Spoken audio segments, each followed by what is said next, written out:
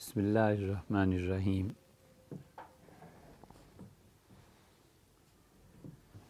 یہ جتنے بھی اعمال صالحہ لوگ انجام دیتے ہیں، نماز پڑھتے ہیں، حج کرتے ہیں، روزہ رکھتے ہیں اور دوسروں کے ساتھ بھی نیکیاں کرتے ہیں، مال کا خرچ کرنا، کسی کو پانی پلا دینا، کسی کا گھر بن رہا ہے اس کی مدد کر دینا، کسی کو اپنی سواری پہ ساتھ بٹھا لینا،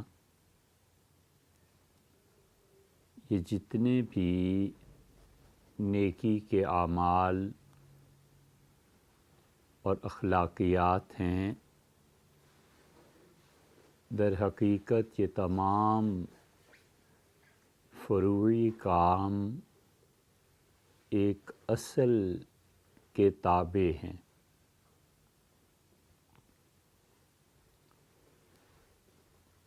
ایک جڑ ہے اور پورا درخت جو ہرا بھرا نظر آتا ہے، یہ اس جڑ کی وجہ سے قائم ہے۔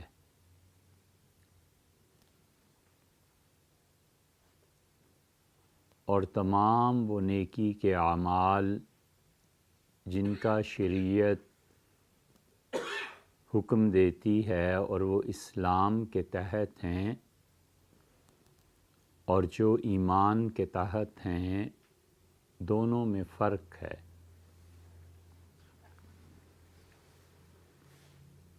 اور اس فرق پر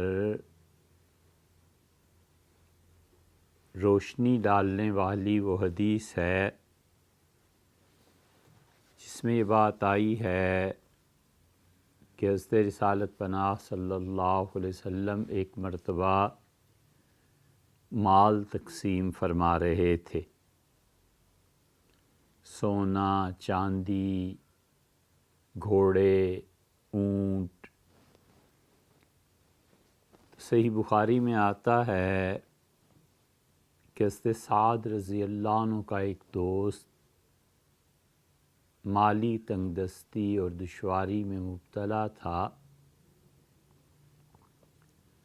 اور انہوں نے اپنے دوست کو پیش کیا اور کہا کہ اللہ کے رسول، یہ مومن آدمی ہے، اسے بھی کچھ عطا ہو۔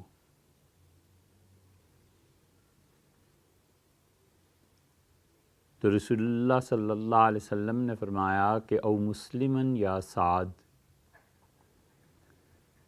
اور سعد یہ مسلمان ہے؟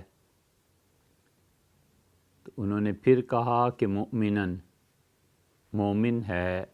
آپ نے فرمایا او مسلمن یا سعد، یا سعد یہ کہو کہ مسلمان ہے۔ 2 یا 3 مرتبہ یہ بات ہوئی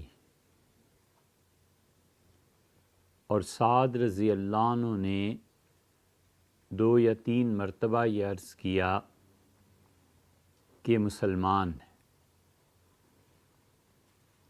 مومن ہے، اور آپ نے فرمایا کہ مسلمان ہے۔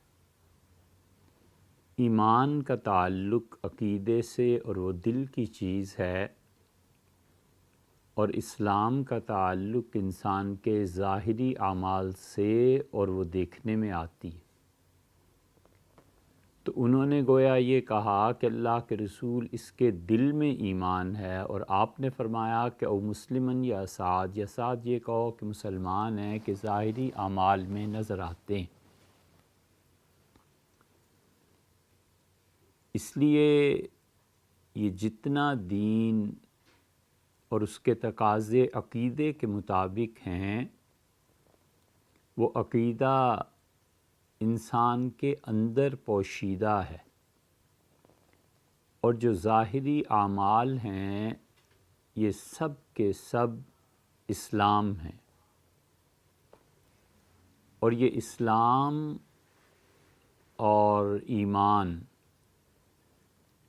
اور نماز اور روزہ جو ظاہر کی چیزیں ہیں اور صحیح عقیدہ جو اندر کی چیز ہے، یہ سب کے سب ایک اصل کے تحت آتے ہیں، اور وہ اصل چیز اللہ کا ذکر ہے۔ اللہ کے اطاعت کے جتنے شعبے ہیں اور عقیدے کی تصحیح کی جتنی چیزیں ہیں، یہ سب آخر پہ اللہ کے ذکر سے مل جاتی ہیں۔ اس لیے نماز بذات خود جو جزو اعظم اور مطلوب ہے، در حقیقت یہ بھی اللہ کی یاد ہے، اور حج جو فرض ہے اتنا زیادہ کہ ومن کفر، اللہ نے فرمایا کہ جو شرائط پوری ہونے کے باوجود حج نہ کرے تو اس نے اتنا بڑا کام کیا، گویا کفر کا، یہ بھی اللہ کی یاد ہی کے تحت ہے۔ اس لیے وہ اصل چیز جو اللہ کی یاد ہے وہ اس کا یقین ہے، اور جتنا یہ یقین وجدانی کیفیت اختیار کرتا ہے اتنا ہی ارتداد مشکل ہو جاتا ہے۔ علامہ اقبال سے کسی نے پوچھا کہ اللہ کے ہونے کی دلیل کیا ہے، تو انہوں نے صرف ایک لفظ فرمایا کہ وجدان، بس۔ عقیدہ دلیل کے تحت زیادہ دیر نہیں چلتا، کیونکہ عقیدے کا تعلق خبر سے ہے، عقیدے کا تعلق عقل سے نہیں ہے۔ کتنے عقلی دلائل دے لے گا؟ جتنے بھی دے گا عقلی دلائل، اس کے مخالفین اس سے زیادہ عقلی دلائل لے آئیں گے، پھر کیا ہوگا؟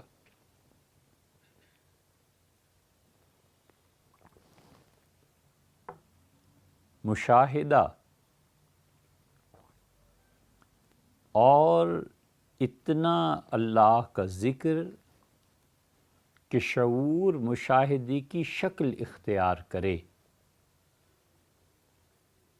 اور وہ چیز ثابت ہو جائے جسے میٹا فزکس کہتے ہیں، یہ پوری دنیا میں صرف ایک طبقہ سمجھا ہے، اور مسلمان صوفیہ۔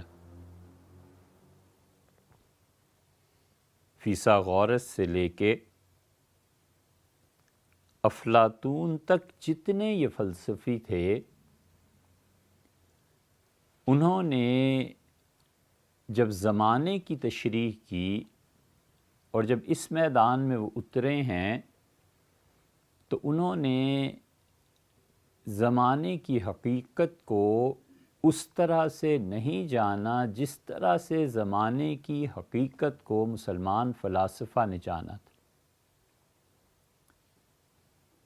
اور انہوں نے زمانے کے متعلق ایک نیا تصور دیا کہ ٹائم کیا چیز ہے۔ ٹائم پہ صحیح ترین مباحث جو ہیں ان میں ایک وہ بحث ہے جو اسرار و رموز بے خودی میں علامہ اقبال نے کی ہے۔ یہ لفظ اسرار ہے، اسرار نہیں۔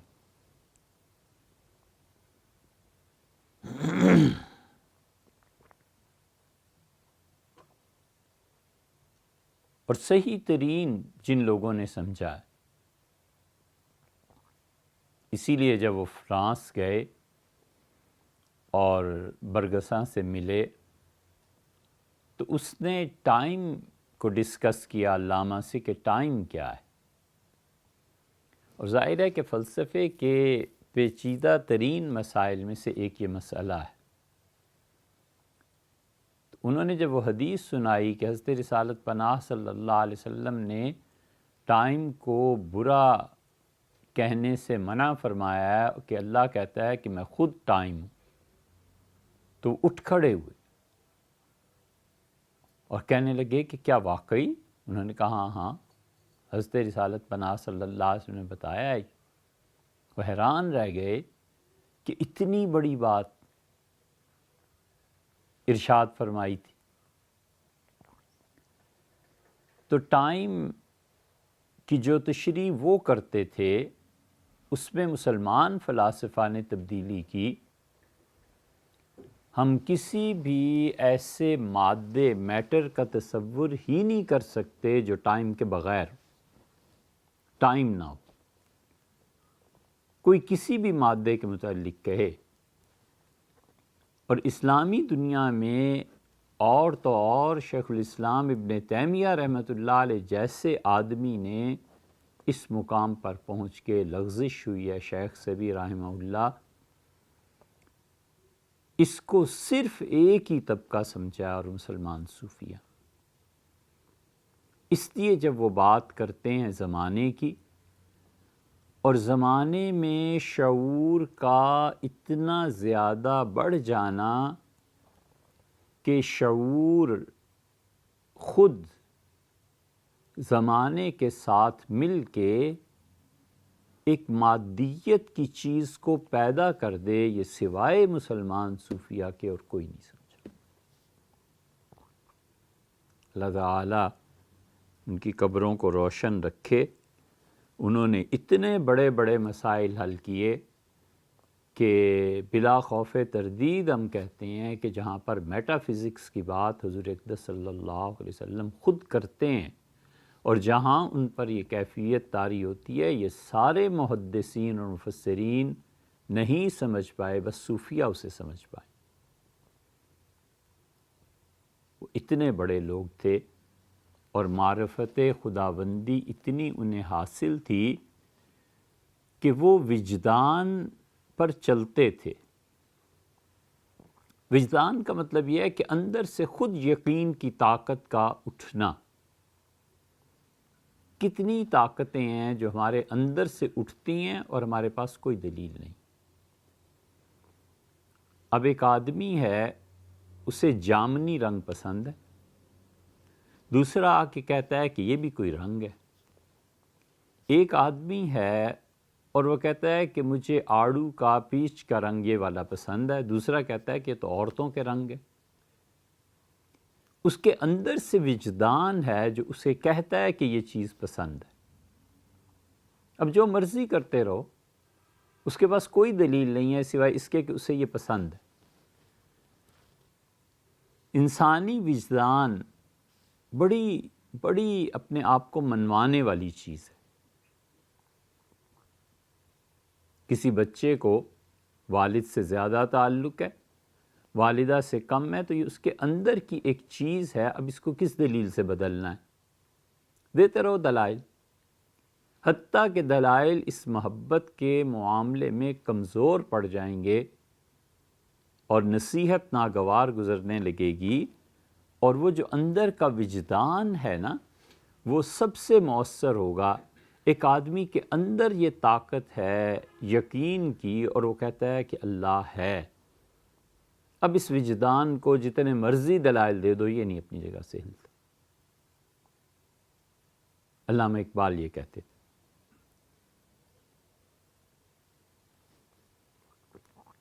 اور حقیقت بھی یہی ہے کہ انسان وجدانی طور پر قائل ہے۔ ایک صاحب بہت بحث کرتے رہے کہ حضرت رسالت مآب صلی اللہ علیہ وسلم، وہ 3 مسئلے ان کے نزدیک تھے۔ تو تشریف آوری ہوئی، وہ انہوں نے بتایا کہ مفتی ہیں اور ایسے ایسے، اور صاحب علم تھے۔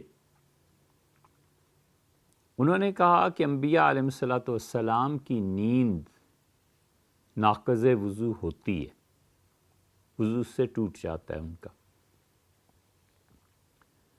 دوسری بات انہوں نے یہ کہی کہ یہ عرض اعمال کو جو تم کہتے ہو کہ اعمال رسول اللہ صلی اللہ علیہ وسلم کے ہاں پیش کیے جاتے ہیں، یہ غلط ہے، یہ اہل سنہ کا عقیدہ نہیں ہے۔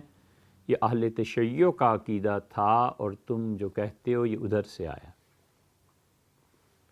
پھر تیسری بات انہوں نے کہی کہ جس طرح عالم برزخ میں مومن اور کافر سب جیتے ہیں، اسی طرح انبیاء علیہ الصلوۃ والسلام کی ارواح بھی وہیں ہوتی ہیں۔ تو بہت اچھی بات انہوں نے کہی کہ میں اس مسئلے کو سمجھنے کے لیے آیا ہوں، کوئی بحث نہیں کرنی۔ خیر کافی دیر بات ہوتی رہی، لیکن جو جز آپ کو کے سامنے رکھنا ہے، ہم نے انہیں حضرت رسالت پناہ صلی اللہ علیہ وسلم کا منہ مبارک بال دکھایا۔ ہم نے کہا کہ یہ اپنی ابتدائی حالت میں ایسا تھا کہ اس پر آئینہ رکھ کے اس کے ذریعے دیکھنا پڑتا تھا، یہ اتنا باریک تھا اور اتنا چھوٹا سا تھا، اور کئی سالوں میں جا کر یہ بال اب براہ راست آنکھ سے نظر بھی آتا ہے اور موٹا بھی ہو گیا۔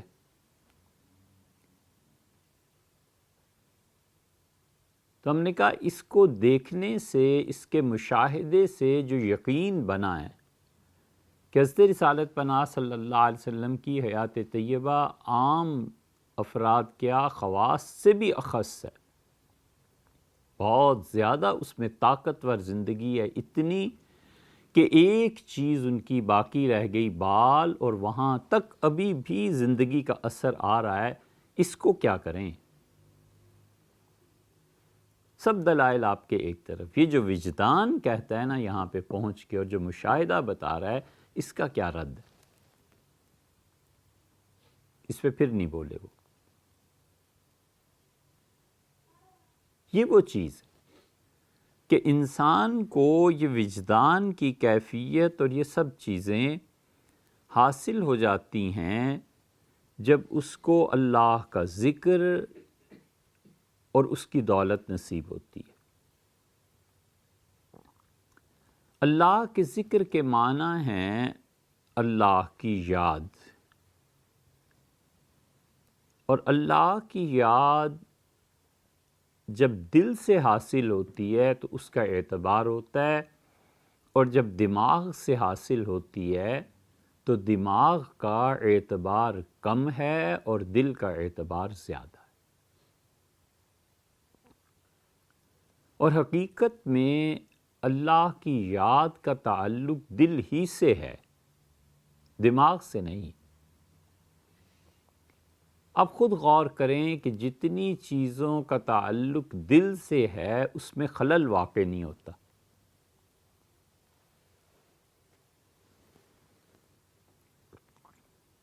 ایک آدمی نے سفر کرنا ہے 100 میل کا، اور اسے بھوک لگ گئی ہے، تو 100 میل تک دل بار بار اسے کہے گا کہ بھوک لگی ہوئی ہے۔ بظاہر وہ گاڑی پہ بیٹھا، سٹارٹ کی، ڈرائیونگ کی، اور ہر اشارے پہ رکا، اور سب چیزوں کی آداب جو ٹریفک کے ہیں اس کے ساتھ، لیکن اس کا دل کہاں پھنسا ہوا ہے؟ کھانے میں۔ دل اٹکا ہوا ہے وہاں، اور دماغ ہے، دماغ سوچتا ہے، پھر وہ تھوڑی دیر تک سوچتا رہتا ہے، پھر اس پر ایک چیز غالب آ جاتی ہے کہ وہ یہ حادثہ ہو گیا۔ اب وہ پھر اس حادثے کو دیکھے گا، اچھا یہ بارش ہونے لگی، اچھا دھوپ بہت تیز پڑ رہی ہے۔ ان تمام چیزوں کے ساتھ پھر اسے خیال آتا ہے، بعض اوقات تو پھر شام کو خیال آتا ہے کہ اوہو فلاں چیز میں سوچ رہا تھا۔ دل کی یہ حالت الگ ہوتی ہے، اور دماغ کی یہ والی حالت کہ اسے شام کو یاد آیا، یہ الگ ہوتی ہے۔ دماغ میں جتنی چیزیں آتی ہیں ان میں خلل واقع ہو جاتا ہے، مگر دل سے جو یاد ہوتی ہے وہ بیک گراؤنڈ میں قائم رہتی ہے، اور اس کو کوئی چیز دخل انداز نہیں ہو سکتی۔ اس لیے اللہ کی وہ یاد جس کا اعتبار ہے، وہ اصل میں یہ چیز ہے کہ دل اللہ کو یاد کرنے لگے، اور دل کی وہ کیفیت، پھر اللہ کی یاد کی وہ کیفیت اتنی طاری ہو جائے کہ اس میں کسی چیز کا آنا انسان کو ناگوار گزرنے لگے، اور اتنی شدت سے ناگواری پیدا ہو جائے کہ بس وہ ہے اور اللہ ہے. اس کو کہتے ہیں استغراق.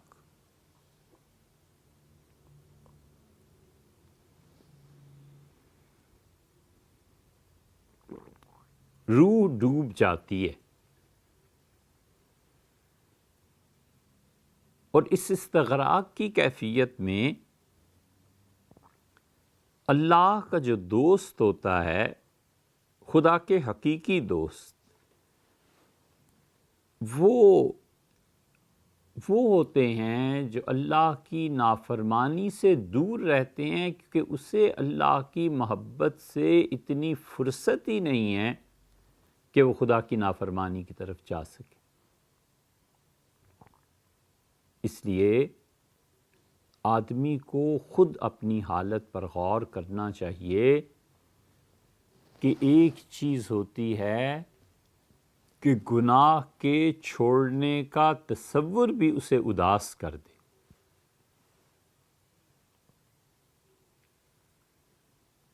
ہر ویکنڈ پہ یہ گناہ کرتا ہوں، اور اس مرتبہ اتنی زیادہ مصروفیات ہیں کہ یہ گناہ نہیں کر سکوں گا، اور اداس ہو جائے دل اور ڈپریشن میں جانے کا شکار ہو جائے.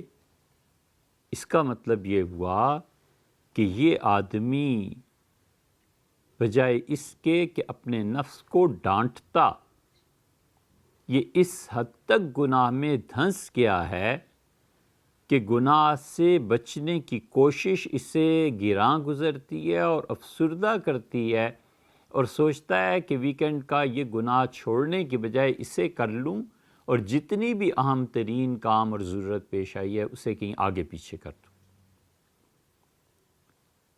اس لیے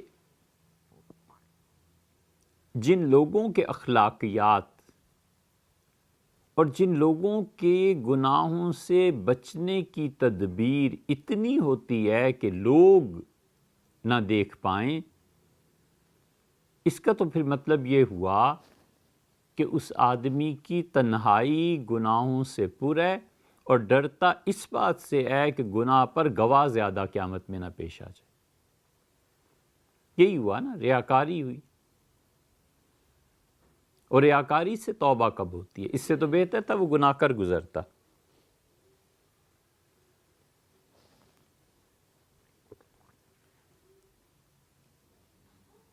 یہ تو ایک طرح کی ریاکاری ہے کہ کہیں لوگ نہ دیکھ لیں. بہت بڑا مرحلہ اہل علم کو جو پیش آتا ہے وہ ایک اس طرح سے پیش آتا ہے کہ وہ گناہ سے بچ رہا ہے ظاہر میں، حقیقت میں اسے گناہ کی مضرت کا احساس نہیں ہے کہ اللہ سے توڑ دینے والی چیز ہے، وہ تو صرف اس لیے ہے کہ لوگ نہ دیکھیں بس. یہی آدمی جب کسی ایسے ماحول میں پہنچ جائے جو اجنبی ہے، انگلینڈ چلا جائے، برطانیہ، امریکہ، کسی اور ملک میں جہاں اسے کوئی نہیں پہچانتا، تو وہاں یہ حجاب بھی اتر جاتا ہے کہ یہاں تو کوئی جاننے والا ہے نہیں، تو گناہوں پہ کوئی گواہ بنے گا تو آخرت میں بنے گا، یہاں تو آرام ہے نا، یہاں تو کوئی نہیں جانتا کہ میں کس محلے میں رہتا ہوں، کہاں سے آیا ہوں، تو وہ گناہ اس کے لیے وہاں پہنچ کے اتنا بھی نہیں رہتا. اس کا مطلب یہ ہے کہ یہ ساری تصنع اور بناوٹ صرف خلق خدا کے لیے، اللہ کے لیے نہیں. گناہ کو لوگوں کے اثر کی وجہ سے چھوڑنا، ریاکاری کی وجہ سے چھوڑنا، یہ بدتر چیز ہے بجائے اس کے کہ خود گناہی کر گزرتا. یہ بڑا مرحلہ ہے. یہ جن لوگوں کو زوم ہوتا ہے نا کہ وہ عالم دین ہے، اور جن لوگوں کو زوم ہوتا ہے کہ وہ شیخ کے درجے پہ پہنچ گئے ہیں اور ان کے کچھ مرید ہیں اور یہ ہے اور وہ ہے، تو یہاں پر پہنچ کے استاد اور شیخ کو دینی علوم میں یہ سمجھنا کہ گویا وہ معصوم ہو گیا ہے اور اپنے آپ کو لوگوں کے سامنے پیش کرنا اس طرح سے کہ اس سے کوئی گناہ ہی نہیں ہوتا، حتیٰ کہ اجتہادی مسئلے میں بھی خطا نہیں ہوتی، حتیٰ کہ مسئلہ بتانے میں بھی خطا نہیں ہوتی، یہ وہ سبب ہے جس کی وجہ سے اب تصوف میں بھی برکت نہیں رہی اور علم میں بھی برکت نہیں رہی۔ یہ بڑی اہم بات ہے۔ اس لیے جن لوگوں کو اللہ نے اس دولت سے نوازا تھا کہ ان کے کہنے سے لوگوں کے حالات بدلتے تھے، ان کے ایک ایک واعظ سے انسان کو اپنے دل کی کیفیت میں تبدیلی محسوس ہوتی تھی، وہ اللہ کے بندے تھے جو نیکی کرتے تھے تو بھی اللہ کے لیے اور گناہ سے بچتے تھے تو بھی اللہ کے لیے، مریدوں کا، طلباء کا ہونا نہ ہونا سب چیزیں ان کی نظر میں برابر تھیں۔ بڑے بڑے مشائخ، بڑے بڑے لوگ، کوئی علمی غلطی ہو گئی، کوئی مسئلہ پوچھنا ہے، اپنے چھوٹوں کے پاس چلے گئے، جا کے کسی بحث پہ مسئلے پہ ڈسکس کر لیا، اس کو ذرہ برابر حجاب نہیں ہوتا تھا۔ اور ایسے لوگ ہم نے دیکھے، ایسے مشائخ جن کے مرید کہتے تھے کہ حیرت ہے حضرت نے اس مسئلے پہ بات کی، حالانکہ وہ سب جانتے ہیں، لیکن پتہ نہیں کیا وجہ تھی کہ ہم لوگوں کو اس مسئلے پہ بلایا اور بات کی۔ یہ وہ فنائیت تھی جو حقیقت میں ان اللہ کے اچھے بندوں کا خاصہ تھی، اور وہ اپنے نفس سے بہت دور ہو گئے تھے۔ خلق خدا کی پرواہ کرنا کہ اب اتنے میرے معتقد ہو گئے اور اتنے مرید ہو گئے اور نہیں ہوئے، یہ کبھی ان لوگوں نے نہیں سوچا تھا، اتنے مٹے ہوئے تھے۔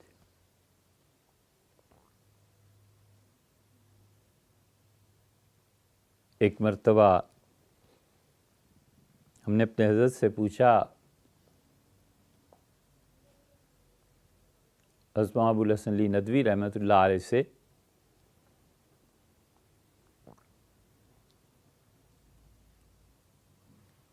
کہ رائے پور کی خانقاہ میں آپ کے شیخ حضرت شاہ عبد القادر صاحب رائے پوری رحمۃ اللہ علیہ، ان کے یہاں کیا چیز سب سے زیادہ تھی؟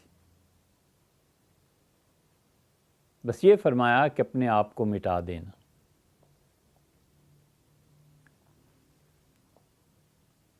سلسلے کے اثرات اور سلسلے کی وہ نسبتیں جو مشائخ سے منتقل ہوتی ہیں،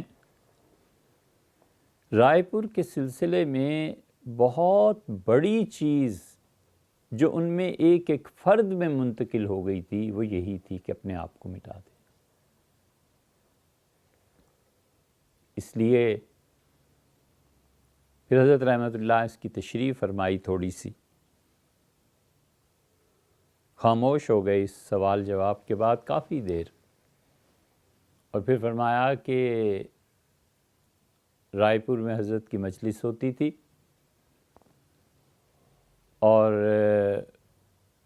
کوئی آدمی آ کے سوال پوچھتا تھا تو حضرت رحمۃ اللہ علیہ جو مفتی حضرات ہوتے تھے ان کی طرف فرماتے تھے کہ ان سے پوچھو، اور تصوف کی کوئی بات ہوتی تھی، کوئی پوچھتا تھا تو شیخ تشریف فرما ہوتے تھے، فرماتے تھے تصوف کی باتیں ان سے پوچھو۔ پھر فرمایا ایک مرتبہ یہ ہوا کہ راولپنڈی آنا ہوا، اور کونور مل، یہاں پہ عصر کی نماز کے بعد بہت وسیع لان تھا، اور کمشنر یا ڈپٹی کمشنر پنڈی کے اور بڑے بڑے لوگ حضرت رحمۃ اللہ علیہ کی خدمت میں حاضر ہوئے،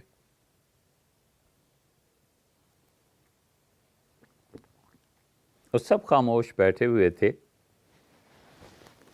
اور میرے دل میں یہ آیا کہ حضرت کچھ بات کریں، لوگوں کو احساس ہو ان کے علو مرتبت کا، لوگوں کو پتہ ہو چلے کہ کتنے بڑے شیخ۔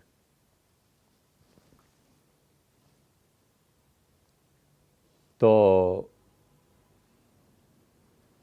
اتنے میں کسی نے پوچھا کہ حضرت سے کہ صبر کیا چیز ہے،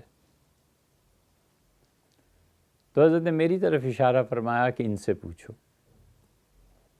تو میں نے کہا حضرت مجھے تو عربی زبان میں صبر کے جو معنی لغت میں بنتے ہیں ڈکشنری میں، اس سے زیادہ کچھ نہیں آتا، تو برجستہ فرمایا کہ مجھے تو وہ بھی نہیں آتے۔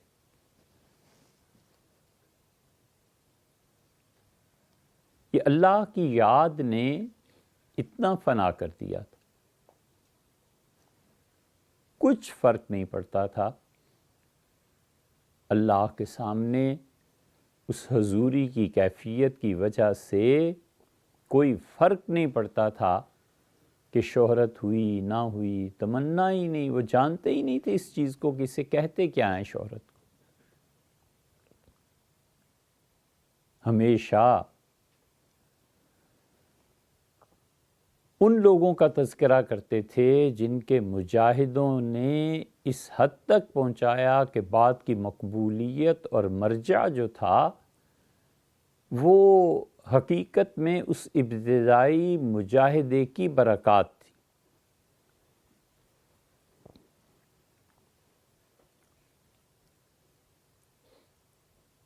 یہ جتنا تصوف اور سلوک ہے اس میں 4-5 مدارج ہیں۔ ایک درجہ تو یہ ہے جو عام عوام کے لیے شریعت نے فرض کے درجے میں قرار دیا اور ضروری ہے، بس عوام کے لیے اتنا کافی ہے کہ اس سالک کے دل میں گناہ کی نفرت پیدا ہو جائے اور اللہ کی محبت، اس کی بندگی، یہ احساس پیدا ہو جائے اور اس چیز سے نکلے کہ گناہ کے چھوڑنے کے تصور سے اس میں افسردگی پیدا ہو، بلکہ خدا کے دوستوں میں شامل ہو جائے کہ گناہ کے چھوڑنے پر اگر نفس مزاحمت کرے اور گناہ کے ترک پر اگر دل گھبرائے تو نفس کو ڈانٹ دے کہ اسے چھوڑنا ضروری ہے، یہ نہیں کرنا، خبردار جو بات کی۔ حضرت مولانا الیاس صاحب رحمۃ اللہ علیہ ایک جملے میں بہت معرفت کی بات ارشاد فرمائی اور فرمایا کہ اپنے نفس کی اصلاح کے لیے 24 گھنٹے جوتا اپنے ہاتھ میں رکھے اور جو ہی نفس سر اٹھائے اس کے سر پہ مارے اور کہے تو ابھی تک مرا نہیں۔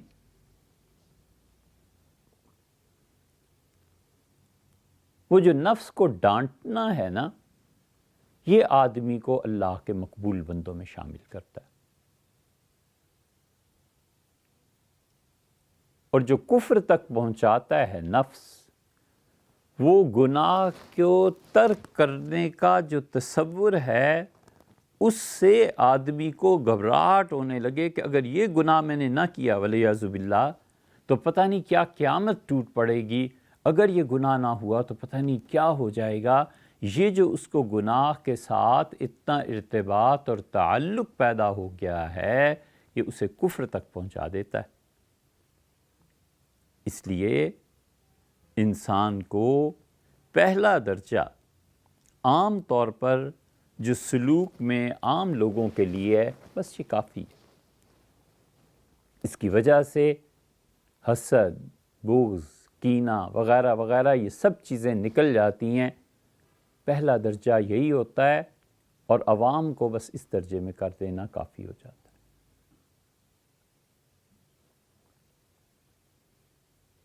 یہ بھی بات حضرت مولانا ابو الحسن علی ندوی رحمۃ اللہ علیہ فرماتے تھے، فرمایا کہ میں اس وقت بالکل جوان تھا اور کچھ شوخی بھی تھی طبیعت میں،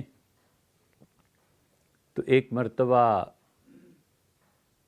حضرت شیخ مولانا زکریا صاحب رحمۃ اللہ علیہ جہاں پر تشریف فرما ہوتے تھے اس کمرے میں جانے کا شرف حاصل ہوا۔ یہ الفاظ حضرت رحمۃ اللہ علیہ کے ہیں کہ شرف حاصل ہوا۔ اس کمرے میں ایک بات تو یہ تھی کہ ہر کوئی جا بھی نہیں سکتا تھا۔ شیخ صبح سے لے کے اور ظہر کے کھانے سے پہلے یہ پسند ہی نہیں کرتے تھے کہ کوئی آدمی آئے، اور پھر جو ڈانٹ پڑتی تھی وہ اس سے زیادہ شدید۔ فرماتے تھے حضرت رحمۃ اللہ کہ مجھے تنہائی اتنی اچھی لگتی ہے کہ جب 100% یقین ہوتا ہے کہ اب اس کمرے میں کوئی بھی نہیں آئے گا تو بھی کنڈی لگا کے بیٹھتا ہوں۔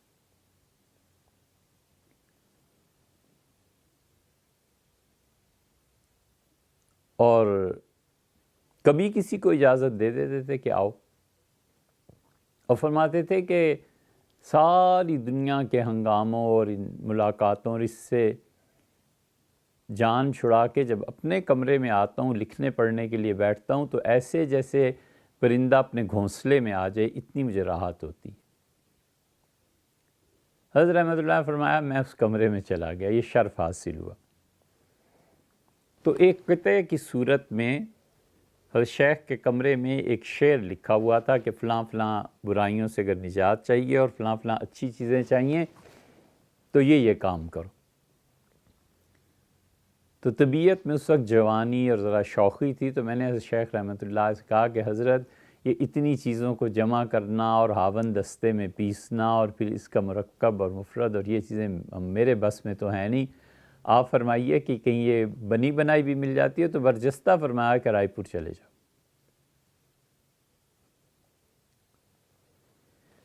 یہی وجہ تھی اور کمال تھا کہ حضرت رائے پوری رحمۃ اللہ علیہ نے، ہم دوسری طرف کو چل پڑے اور یہ رات تو پہلی سے بھی زیادہ مبارک ہے، کیا حرج۔ کمال یہ تھا کہ حضرت رائے پوری رحمۃ اللہ علیہ ہر شخص کے لیے ذکر کا کوئی الگ چیز کر دیتے تھے۔ ہر شخص کا مطلب یہ ہے کہ مختلف افراد کے لیے مختلف اذکار۔ کسی کو تیسرا کلمہ بتا دیا اور فرمایا عمر بھر بس یہی پڑھتے رہو۔ ایک صاحب آئے اور انہوں نے کہا حضرت بیعت، تو فرمایا ہو جائے گی۔ کہا حضرت کوئی ذکر اذکار؟ فرمایا بس تمہارا وظیفہ قرآن ہے، یہ پڑھتے رہو، بس ساری زندگی ہوئی۔ ایک اور صاحب حاضر ہوئے اور انہوں نے عرض کیا کہ حضرت کوئی ذکر اذکار؟ تو فرمایا نفل پڑھا کرو۔ اور کئی لوگ ایسے تھے جنہیں انہوں نے اپنے سلسلے کے ذکر اذکار پورے کروائے، اور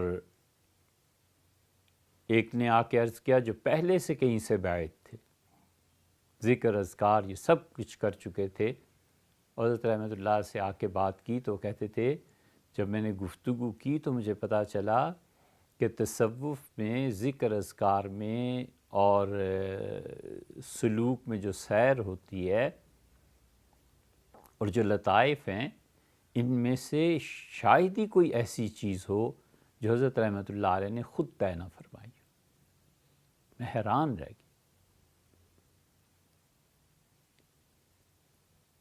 اور مجھ پہ ایک کیفیت گریے کی طاری ہوئی، اور میں نے عرض کیا کہ حضرت مزید آپ فرما دیں۔ فرمایا چھوڑو ان باتوں کو، یہ بتاؤ کہ وجدانی طور پر اللہ کا یقین حاصل ہے؟ میں نے کہا جی حضرت وہ تو حاصل ہے۔ فرمایا بس پھر سب چھوڑ دو، یہ کافی۔ یہ وہی شخص کہہ سکتا ہے جس کو اللہ نے اپنے خاص قرب سے نوازا ہو۔ فرمایا اتنے یہ وہ بات جو ہم نے پوچھی تھی اس کے جواب میں تھوڑی دیر کے بعد فرمایا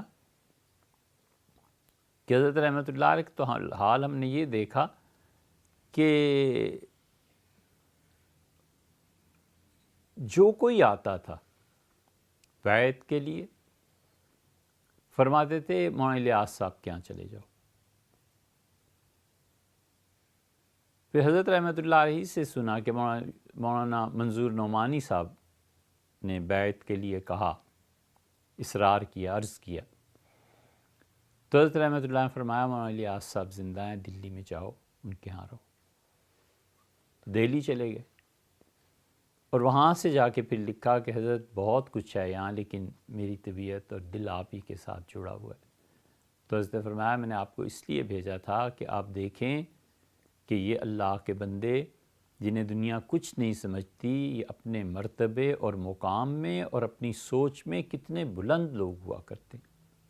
ایسی بلندی اب کہیں نہیں ملے گی۔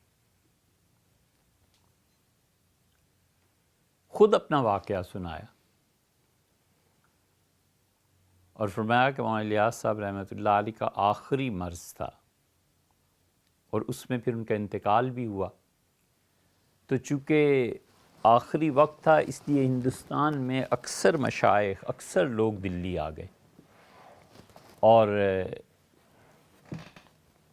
ایک مرتبہ ایسے ہوا کہ مغرب کی نماز کے بعد وہاں پولیس چوکی ہے، اس کے اور مرکز نظام الدین کے درمیان کچھ فاصلہ ہے، تو میں ٹہلنے کی غرض سے چلا گیا۔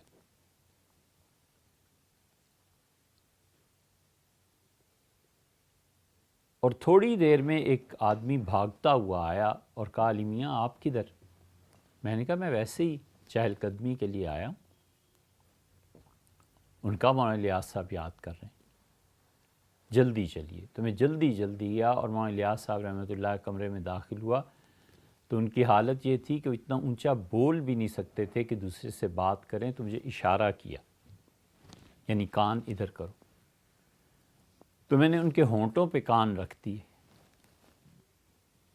اور مجھ سے کان میں یہ بات کہی کہ تمہیں پتہ ہے شاہ عبد القادر صاحب رائے پوری رحمۃ اللہ علیہ تشریف فرمائے۔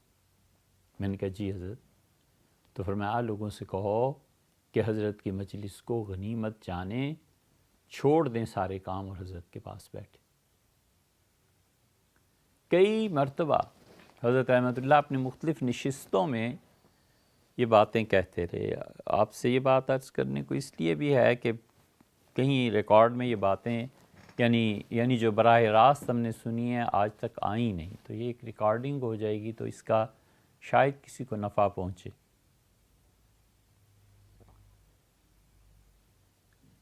فرماتے تھے کہ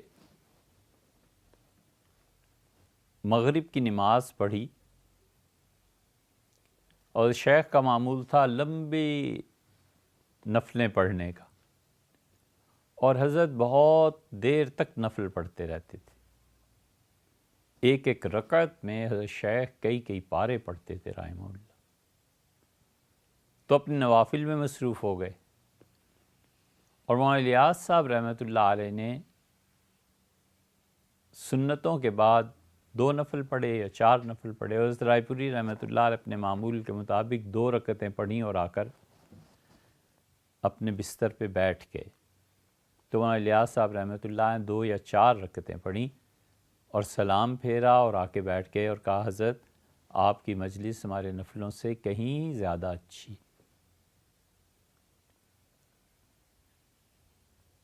وہ جو اتنا کچھ انہیں ملا تھا یہ دوسرے درجے کی بات ہے، پہلا درجہ عوام کا ہوتا ہے۔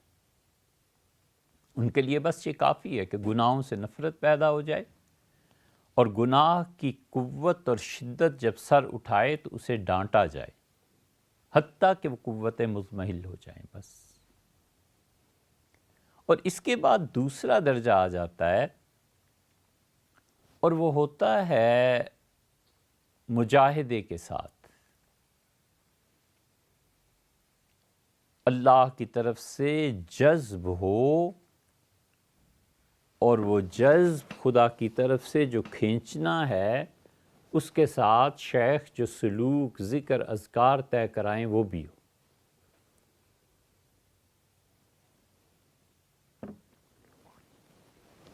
اور تیسرا درجہ آ جاتا ہے جذب بلا مجاہدہ۔ جس کیٹیگری میں جو آدمی آئے، جذب کے ساتھ سلوک کا مطلب یہ ہوتا ہے کہ وہ عوام کے درجے سے ترقی کرتا ہے، ذکر اذکار، دل کا یقین، اللہ کی یاد اور اللہ کی خوشی، اس پر، اور اس کے نفس کا مزاحم ہونا۔ یہ جو اس کا نفس نیکی میں رکاوٹ بنتا ہے اور اس کے ساتھ سلوک طے کر رہا ہوتا ہے تو یہ بہت بڑی دولت ہے جو اس انسان کے کام آتی ہے۔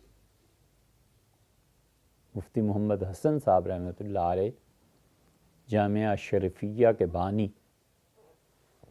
اور مفتی صاحب کمال کے آدمی تھے، کمال کے۔ حضرت تھانوی نور اللہ مرکزہ کے خلفاء میں جو ٹاپ پہ گنے ہوئے لوگ تھے ان میں سے ایک مفتی صاحب تھے۔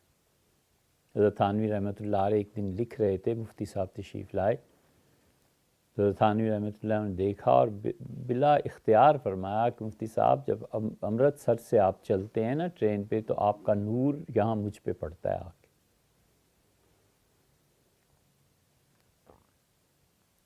یہ سب چیزیں جن لوگوں کو اس کے بعد حاصل ہو جاتی ہیں یہ مطلوب تو نہیں لیکن محمود ہیں، یعنی اس درجے تک پہنچ جاتے ہیں۔ خود حضرت علی میاں صاحب رحمۃ اللہ فرماتے کہ مولانا احمد علی صاحب ہوشیار پوری تھے، فرماتے ہمارے شیخ کا اب کتنے واقعات سنائیں، فرماتے حضرت رائے پوری رحمۃ اللہ علیہ کا کشف اس درجے کا تھا کہ وہاں کشف اور لوگوں کے حالات اور کسی چیز پہ بات کرنا ان کے لیے بالکل معمول کی باتیں تھیں، اور ہم لوگ جب مجلس میں جاتے تھے تو جو باتیں ارشاد فرماتے تھے ہر کوئی جانتا تھا کہ یہ بات کس کے متعلق، اور ہر دل میں ہوتا تھا کہ یہ بات مجھے سمجھانے کو کہی جا رہی۔ تو احمد علی صاحب ہوشیار پوری رحمۃ اللہ علیہ کے بھائی آ گئے، غالباً محمد دین یا کچھ ایسے ہی ارشاد فرمایا تھا اس وقت۔ فرمایا کہ وہ آئے اور انہوں نے آ کے خانقاہ میں کہا کہ مجھے بہت جلدی ہے اور حضرت سے ملنا ہے۔ تو لوگوں نے کہا آپ کو جلدی ہوگی، وقت نکال کے آتے، اب تو سو گئے سارے لوگ، ظہر میں اٹھیں گے حضرت بھی۔ اور تو انہوں نے کیا کیا، جب سارے ہی لوگ سو رہے تھے تو حضرت رحمۃ اللہ کے دروازے کے باہر آ کے بیٹھ کے، حضرت رحمۃ اللہ بھی سو چکے تھے،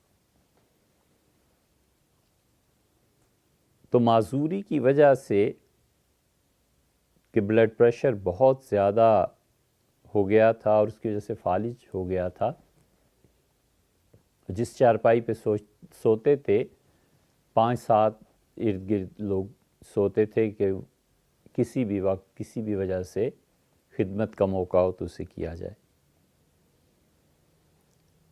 اچانک حضرت رحمۃ اللہ نے فرمایا کہ یہ باہر کون ہے، بلاؤ اسے۔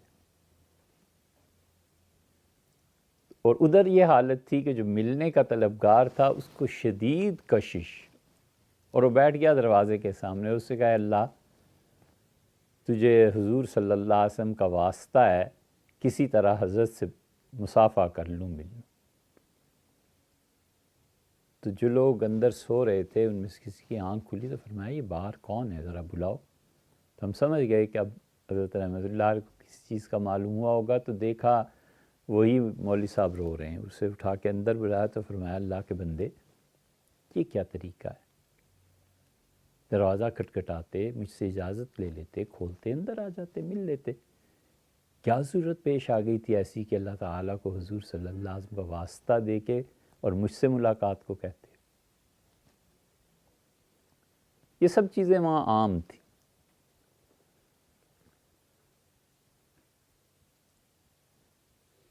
لیکن جو چیز سب حضرات کے ہاں تھی نا، وہ پھر یہ درجہ ہوتا تھا۔ مفتی محمد حسن صاحب رحمۃ اللہ علیہ اتنے بڑے آدمی تھے کہ فرمایا تم جب امرتسر سے چلتے ہو تو تمہارا نور یہاں آتا ہے، روشنی پڑتی ہے مجھ پہ۔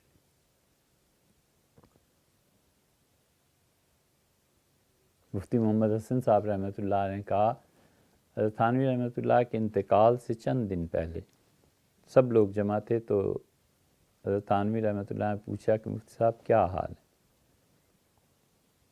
انہوں نے کہا حضرت جی میں یہ آتا ہے کہ اللہ تعالیٰ طویل عمر دیتا اور ساری زندگی سجدے میں پڑھ کے اللہ کی اس ایک نعمت کا شکر ادا نہیں کیا جا سکتا کہ اللہ نے آپ سے تعلق کی توفیق بخشی۔ تو تھانوی رحمۃ اللہ فرماتے صاحب آپ تو یہ سمجھیں آپ کے لیے یہی مقام ہے، لیکن میرا حال ایسا نہیں۔ پھر ان کے ساری اپنی عاجزی کے کلمات ارشاد فرماتے رہے۔ تو مفتی صاحب بڑے کمال کے آدمی تھے،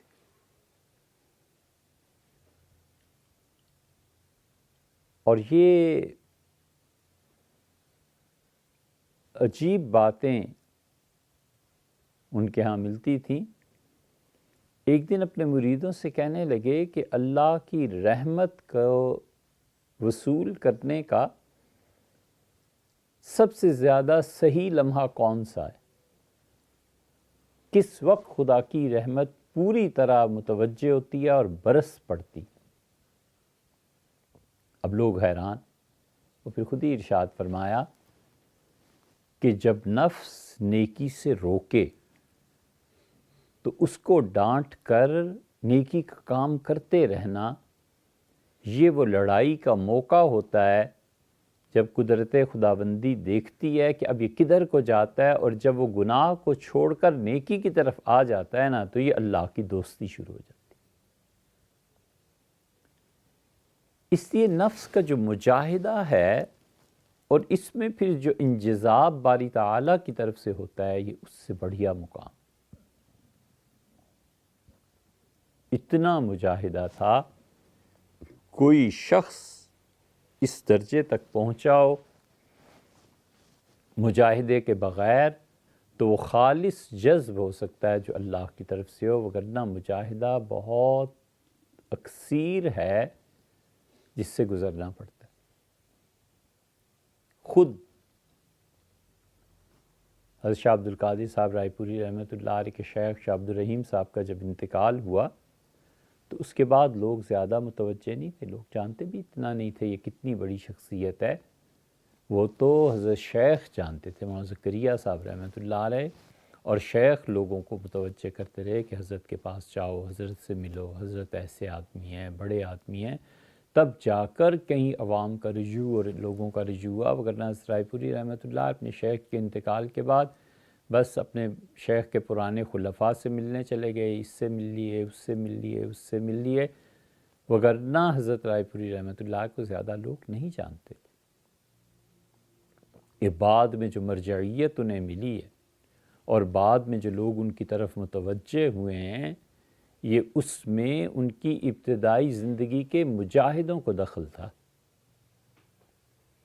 اتنا خانقاہ رائے پور میں انہوں نے مجاہدہ کیا کہ اپنے شیخ شاہ عبد الرحیم صاحب رائے پوری رحمۃ اللہ کے متعلق کہتے تھے کہ شاہ عبد الرحیم صاحب رائے پوری رحمۃ اللہ علیہ ہمارے شیخ، ان کے ہاں میں سرگودا کا جوان پنجابی، اور ان کے ہاں کوئی اس بات کا نہیں ہوتا تھا کہ لوگ سو رہے ہیں تو بستر ہے کہ نہیں ہے، اور کھانا کسی نے کھا لیا ہے کہ نہیں کھا لیا، اپنا حال خود جانو۔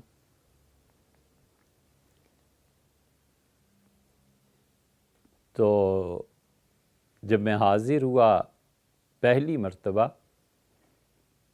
تو مجھ سے فرمایا کہ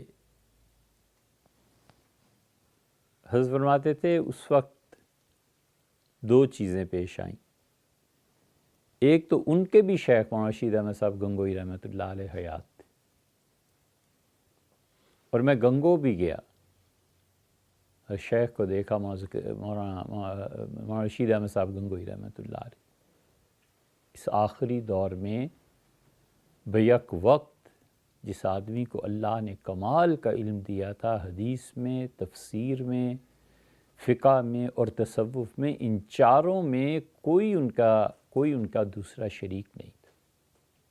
اس پورے دیوبندی حلقے میں سب سے ممتاز، سب سے بڑی شخصیت یہی تھی۔ فرماتے میں نے دیکھا، حضرت کی مجلس میں بیٹھا، پھر مجھے خیال ہوا کہ حضرت اپنی عمر کے اس آخری حصے میں روحانیت میں جتنے بلند مقام پر فائز ہیں، اس بلندی کی وجہ سے مجھ جیسا الف با پڑھنے والا کوئی فائدہ نہیں اٹھا سکے گا۔ پھر میں رائے پور آیا اور شاہ عبد الرحیم صاحب رحمۃ اللہ علیہ، ان سے بہت محبت، ایک تعلق پیدا ہو گیا۔ تو میں نے جب بیعت کی درخواست کی تو بڑے تعجب سے مجھ سے فرمایا کہ ابھی تو میرے شیخ زندہ ہیں، گنگو چلے جاؤ، حضرت سے بیعت ہو جاؤ۔ میں نے کہا حضرت ان کے علو مرتبت میں بڑا ہونے میں شبہ نہیں، لیکن میرا دل آپ سے لگ گیا۔ تو مجھ سے فرمایا اچھا ٹھہرو، فی الحال تو میں سفر پہ جا رہا ہوں، واپسی پہ بات کریں گے۔ تو ٹھہرنے کے لیے وقت تھا بھی، تو میں نے سوچا کہ اتنا نام سنا ہے مرزا غلام احمد قادیانی کا، انہیں کیوں نہ دیکھوں، یہ کیا ہیں آخر۔ تو میں قادیان چلا گیا۔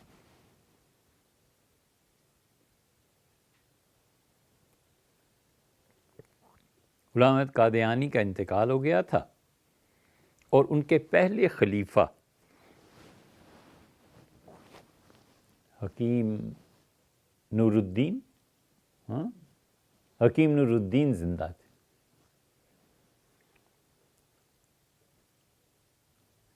سلسلہ جو بنتا ہے وہ مولانا علی ابو الحسن علی ندوی رحمۃ اللہ علیہ، پھر ان کے شیخ شاہ عبد الرحیم صاحب، شاہ عبد القادر صاحب رائے پوری رحمۃ اللہ علیہ، پھر ان کے شیخ شاہ عبد الرحیم، پھر ان کے پہلے شیخ، ان کا بھی نام عبد الرحیم تھا۔ اور وہ جو عبد الرحیم تھے نقشبندیہ سلسلے کے، وہ بیعت ہونے کے لیے آئے تھے اخند شریف سوات میں، پاکستان میں جو سوات ہے۔ حضرت جی اخند رحمۃ اللہ علیہ نے انہیں بیعت کر لیا، لیکن وہ گوروں کے اتنا خلاف تھے کہ فرمایا دیکھ لو، بیعت تو تمہیں میں کر لیتا ہوں، لیکن اگر انگریزوں کی نوکری کی تو میری بیعت ٹوٹ جائے گی۔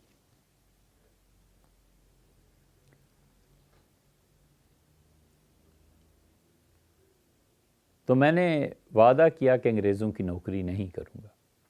اور جب سہارنپور واپس آیا، یہ ان عبد الرحیم صاحب کی بات ہے جو سلسلہ نقشبندیہ کے اسباق اور سب چیزیں انہوں نے سوات میں طے کی۔ فرماتے تھے میرے شیخ حضرت اخند رحمۃ اللہ کا حال یہ تھا کہ سوات کے ایک غار میں بیٹھ کے اللہ کے ذکر اور یاد میں مصروف تھے، اور شیر، ببر شیر آیا اور وہ دھاڑنے لگا، اتنی شدید آواز تھی کہ پہاڑوں میں سے بعض پتھر نیچے گرے۔ تمہارے شیخ نے صرف دیکھا کہ کیا ہو رہا ہے، بس پھر آنکھیں بند کر کے بیٹھ کے اللہ کو یاد کرنے لگے۔ ان کا یہ حال تھا۔ ان کی وفات بھی بڑی عجیب ہوئی۔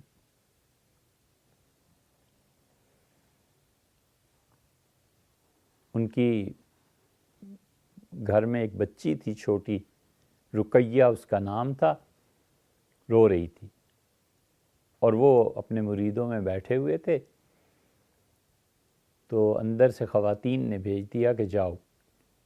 تو حضرت اخند جی رحمۃ اللہ علیہ نے سنا کہ وہ خواتین کہہ رہی تھیں کہ رقیہ کو ذرا بہلا دیں، تو ان کا کون رقیہ اور کون سا بہلانا، اور کیا روٹھنا اور کیا منانا، ہم نے تو اپنے روٹھے کو منا لیا، اور لیٹ گئے وہیں اور کلمہ پڑھا اور جان دی، ختم۔ اللہ کے ساتھ تعلق میں زندگی گزاری تھی نا، اسی کے نام پہ مر مٹے۔ تو یہ ناموں میں خلط ملط ہو جاتا ہے۔ یہ عبد الرحیم سہارنپوری رحمۃ اللہ علیہ جو تھے، ان کے یہ مرید ہوئے شاہ عبد الرحیم رائے پوری رحمۃ اللہ علیہ۔ شاہ عبد الرحیم صاحب رائے پوری رحمۃ اللہ علیہ بڑے رئیس لوگ تھے، یہ بہت متمول، بہت انگریزوں کے زمانے میں لاکھوں پتی، حویلی انہوں نے بنائی تھی، بہت بڑی تھی۔ یہ جن کا انتقال ابھی تبلیغ میں ہوا نا، حضرت حاجی عبد الوہاب صاحب کا رحمہ اللہ، حاجی عبد الوہاب صاحب اور یہ حضرت ابراہیم رائے پوری صاحب رحمۃ اللہ علیہ، یہ سارے ایک ہی جگہ سے تعلق رکھتے تھے۔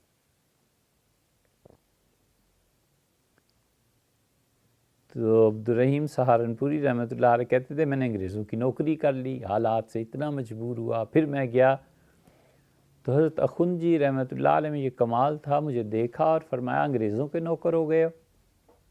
میں نے کہا حضرت یہ ہو گیا یہ ہو گیا۔ وہاں کسی چیز کے کہنے سننے کی زیادہ ضرورت ہی نہیں تھی، انہوں نے پٹھان تھے، انہوں نے کہا نکل جاؤ یہاں سے۔ کہتے تھے حکم ہوا نکل جاؤ، اور میں 15 دن تک بیٹھ کے شیخ کے دروازے پہ روتا ہی رہا، بیٹھا رہا۔ پھر ایک دن فرمایا کہ اچھا آؤ پھر بیعت کر لیتے۔ وہ انہوں نے اس حکیم نور الدین یہ ملنے گیا تھا، اور مہاراجہ کشمیر بیمار تھے، تو غالباً اخند جی رحمۃ اللہ سے ملنے گیا تھا یا عبدالرحیم سہارنپوری رحمۃ اللہ، بہرحال ان لوگوں سے میں کسی سے ملنے گیا تھا۔ تو حکیم نور الدین کو انہوں نے دیکھا اور اس نے دعا کی درخواست کی، فرمایا راجہ کے لیے دعا کر دیں گے۔ پھر اس نے اجازت حدیث کی درخواست کی کہ آپ حدیث کی اجازت دے دیں، یا بیعت کی درخواست کی، جو بھی کی ہوگی، انہوں نے منع کر دیا۔ انہوں نے کہا کچھ نصیحت کر دیں، تو حضرت نے فرمایا بحث نہ کرنا، مناظرے نہ کرنا، بس یہ کہا۔ حکیم صاحب بڑے حیران ہوئے، کیونکہ انہیں پتہ تھا اپنی اس بری عادت کا۔ تو ان کا حضرت یہ آپ نے کیسے منع فرمایا؟ فرمایا کہ جب تم آئے تو میں نے ایسے دیکھا لوح محفوظ کھل گئی۔ یہ لوگوں کے لیے جب نہ ماننے پہ آئیں نا تو پھر ایسی حرکتیں کرتے ہیں۔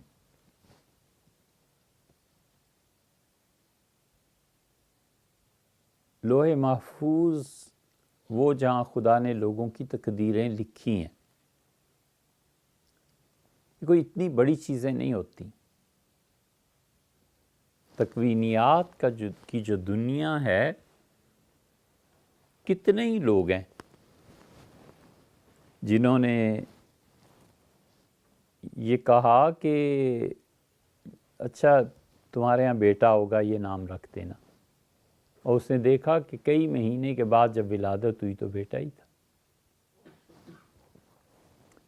حضرت قاسم نانوتوی رحمۃ اللہ فرماتے تھے کہ جب 1857 کی جنگ آزادی ہوئی تو سب لوگ چھپ رہے تھے، تو پنجاب میں آیا اور میں شیخ حاجی امداد اللہ صاحب مہاجر مکی رحمۃ اللہ علیہ کے ایک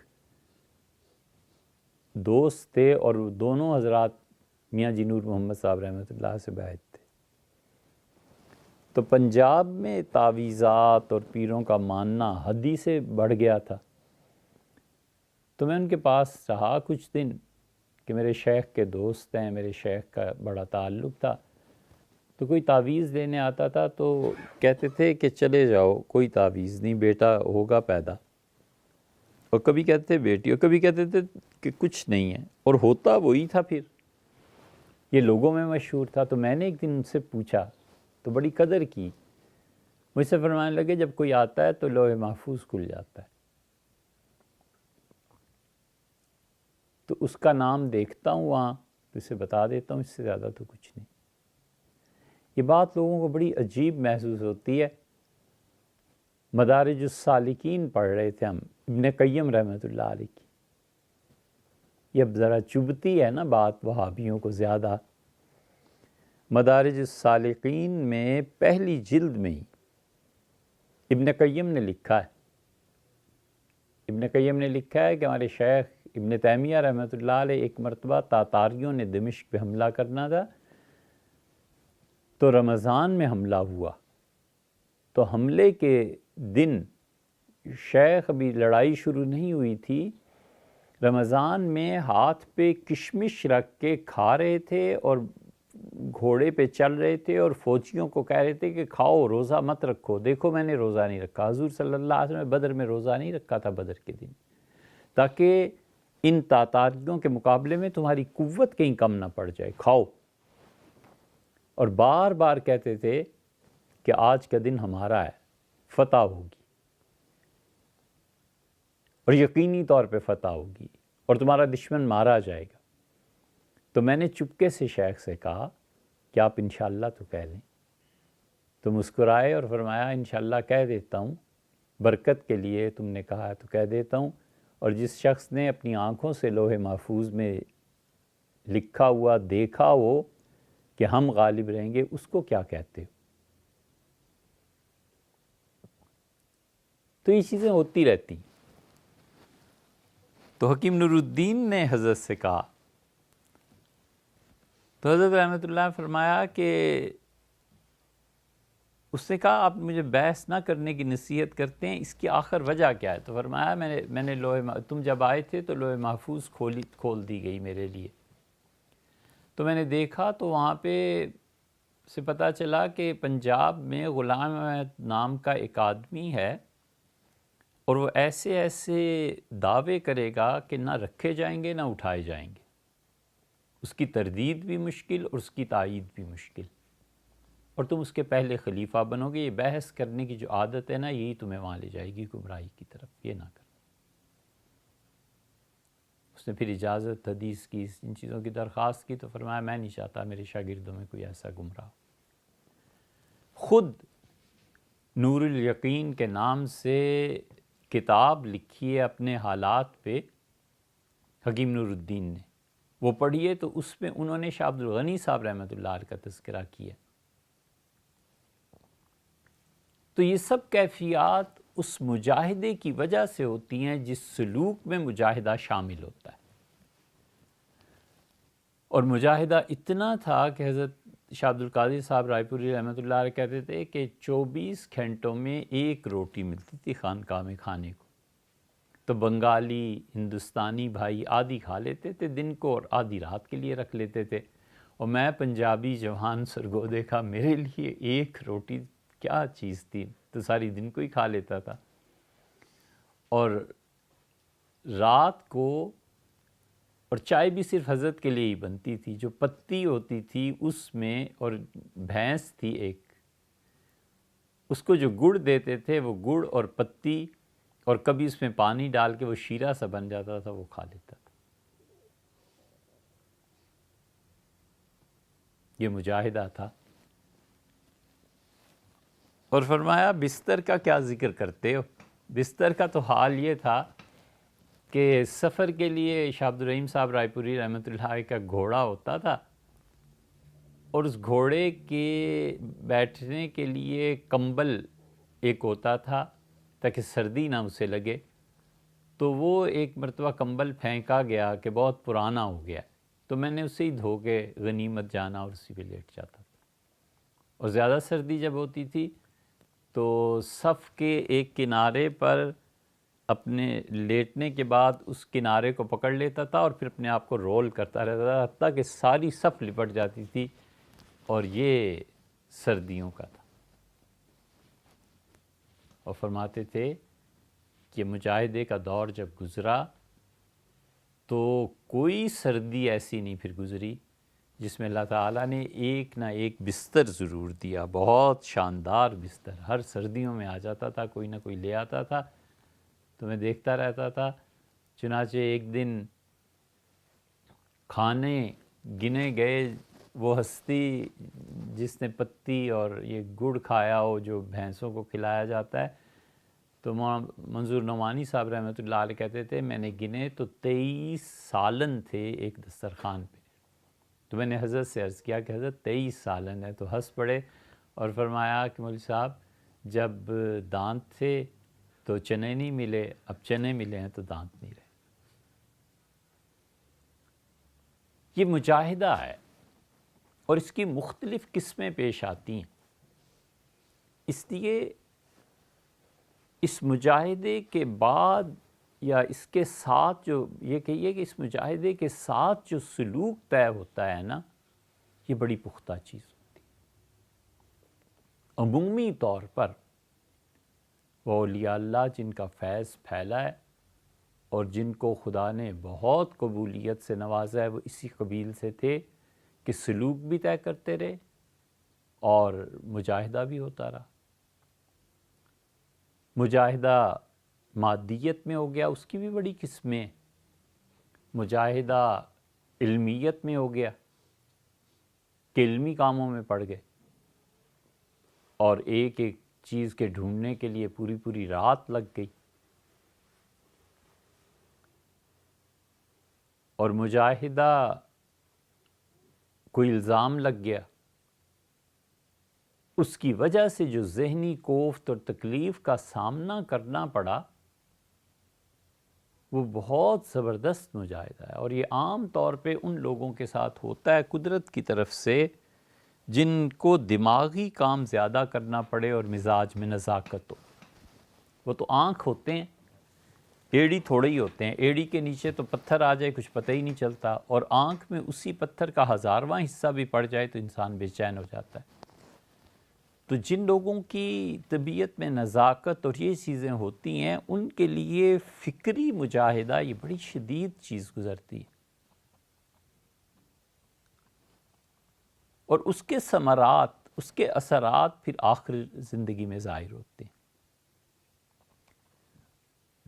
اور تیسرا مرحلہ پھر پیش آ جاتا ہے کہ اللہ تعالیٰ خود کھینچ لیتے ہیں، بغیر کسی مجاہدے کے، بغیر کسی لمبی چوڑی تکالیف کے خدا خود کھینچ لیتا ہے۔ اور یہ انجذاب جو اللہ کی طرف سے ہوتا ہے سالک کو کھینچنے کا، اللہ کا اپنی قرب کا نصیب کر دینا، یہ چیز بہت غالب آتی ہے ان لوگوں پہ جن لوگوں میں محبت اللہ کی غالب ہوتی ہے۔ یہ اللہ کی محبت اتنی جلدی اس سارے سفر کو طے کراتی ہے کہ اس کے علاوہ ہمیں کوئی ایسی چیز معلوم نہیں ہے کہ اتنی مؤثر کوئی اور چیز ہوتی ہے۔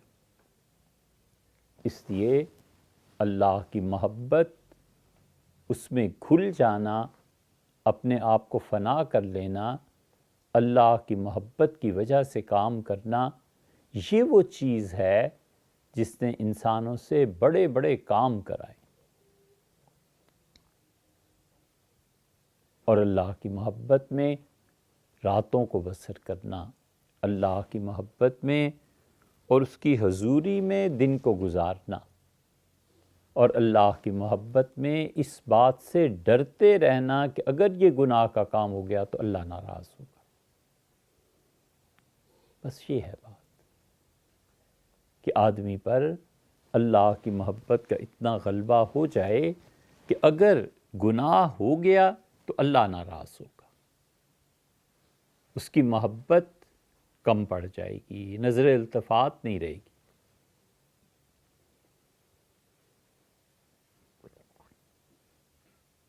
اس محبت میں کبھی اتنا نازک مقام آتا ہے کہ وہ بے اختیار ایک چیز صادر ہوتی ہے، وہ کبھی تکلف سے نہیں کرنی چاہیے۔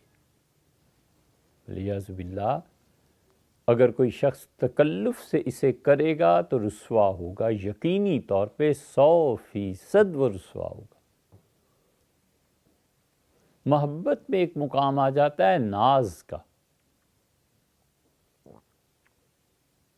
ناز کے مقام کا مطلب یہ ہے کہ آدمی جب اپنا دل اتنا کسی کے ہاں گروی رکھ دیتا ہے کہ جو محب ہے، چاہنے والا ہے، وہ کہتا ہے یہ کر کے تو دیکھیں۔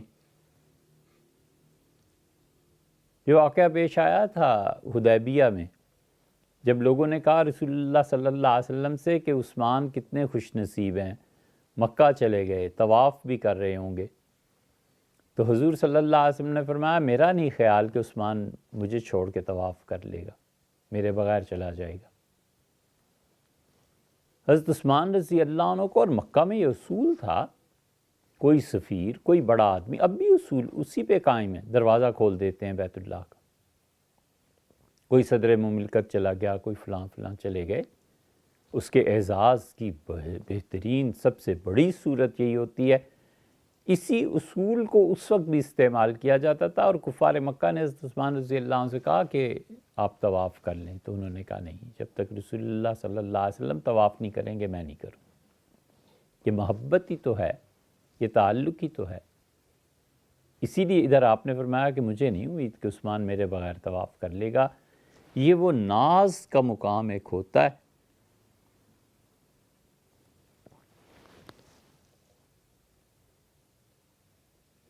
اور شیخ نے لکھا ہے مولانا زکریا صاحب رحمۃ اللہ علیہ نے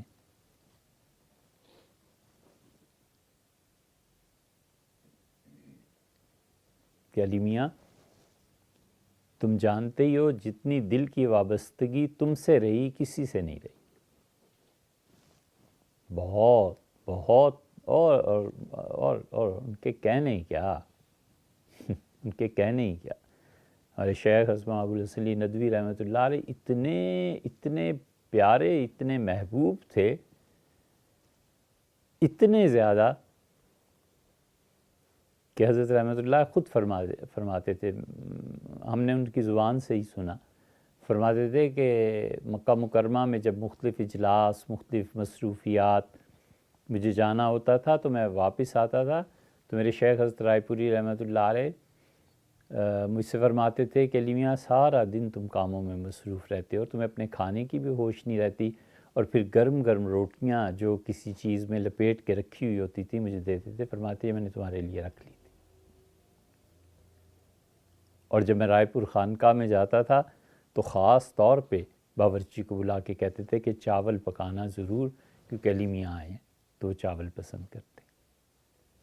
فرمایا ایک مرتبہ مجھے چھوڑنے کے لیے رخصتی کے لیے تشریف لائے، میں نے بہت زیادہ عرض کیا کہ آپ نہ چلیں، اس حالت میں بھی اسٹیشن پہ آئے اور اسٹیشن پہ پہنچ کے چہرہ ایک طرف کو کر لیا تو مجھے وسوسہ پیدا ہوا کہ حضرت ناراض ہیں، کیا بات ہے.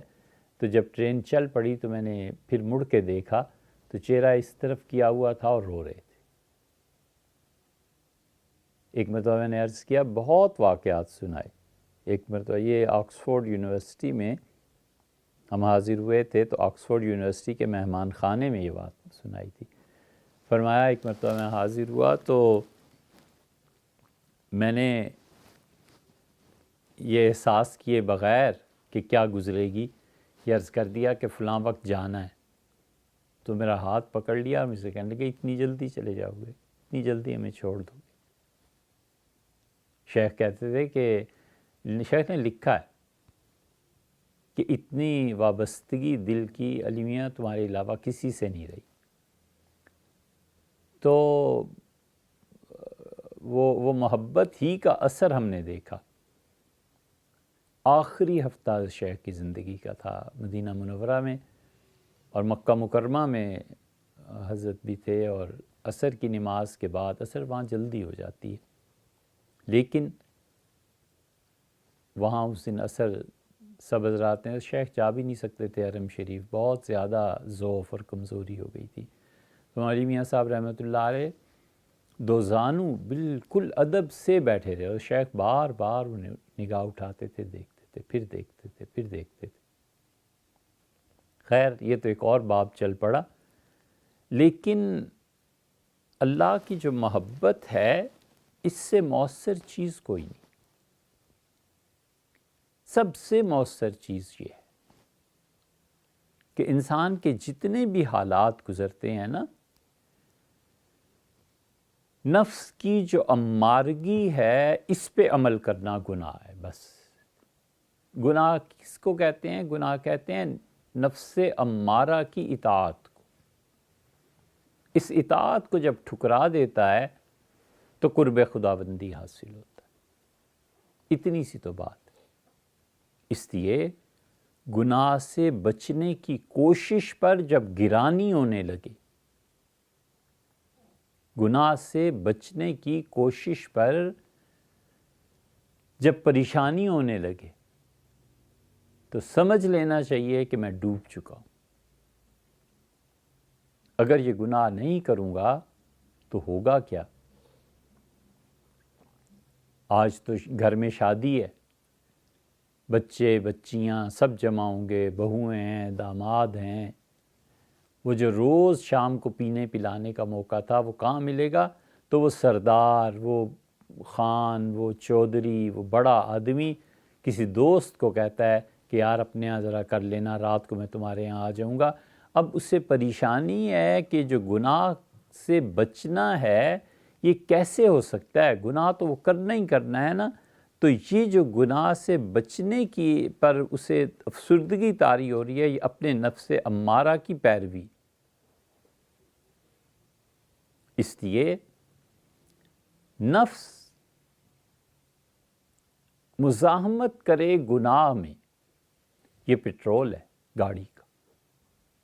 یہ حالت جب آ جائے کہ آدمی اپنے نفس کو روکے اور اس روکنے سے مایوسی کی بجائے خوشی پیدا ہو کہ اچھا ہے، نہیں ہونے دیا، نہیں اس کی چلنے دی، یہ خدا کا قرب ہے کہ آدمی اپنے آپ پر کنٹرول کرے، پھر وہ یقین حاصل ہوتا ہے، اور اس یقین کا اصل مقام معرفت ہے۔ اللہ کی معرفت سے یقین پیدا ہوتا ہے۔ اللہ تعالیٰ کی معرفت بالکل ابتدائی درجے میں تو ہوتی ہے، سننے سے، خاندان میں بات کرنے سے، اللہ کا نام لینے سے، پڑھنے سے، عقل سے۔ یہ جو معرفت اللہ کی اتنی بھی ہوتی ہے نا، اس کے بعد یہ ہے کہ پھر اللہ سے تعلق کے پختہ کرنے کی ایک ہی صورت رہ جاتی ہے، اور وہ یہ کہ اللہ کی یاد سے فطری مناسبت پیدا ہو جائے، قلبی مناسبت۔ یہ قلبی مناسبت جو ہے نا، دماغ کی نہیں، دل کی۔ دل کی مناسبت جب اللہ کی یاد سے پیدا ہو جاتی ہے تو پھر دو صورتیں پیش آتی ہیں، یا تو وہ معرفت مزید ترقی کرتی ہے، اور یا یہ معرفت پھر تازہ ہوتی رہتی ہے، اور اس معرفت کی انتہا کچھ بھی نہیں، کچھ نہیں۔ انبیاء علیہ السلام جس معرفت کے انتہا پر فائز ہوتے ہیں، وہ بھی دوام ہے، اس میں متسلسل ہے۔ یہ نہیں ہوتا کہ کہیں وہ پہنچ کر رک جائیں۔ یہ جتنا اللہ سے، قلبی اللہ کے ذکر سے، اللہ کی یاد سے دل کو تعلق پیدا ہو جاتا ہے، بس سب کچھ یہ ہے۔ چھوٹی سی بات، مختصر سی بات کہ اللہ کی یاد سے دل کا تعلق پیدا ہو جانا، کیونکہ محبت سے پیدا ہوگا نا، اور پہلے عرض کیا کہ اس میں خلل نہیں آتا، اور دماغ سے جو تعلق پیدا ہوتا ہے اس میں خلل آ جاتا ہے۔ دماغی طور پر مولوی صاحب 1000 دلائل قائم کر لیں، اور علامہ اقبال نے کتنی اچھی بات کہی، لاکھ حکیم سر بجیب، ایک کلیم سر بکف۔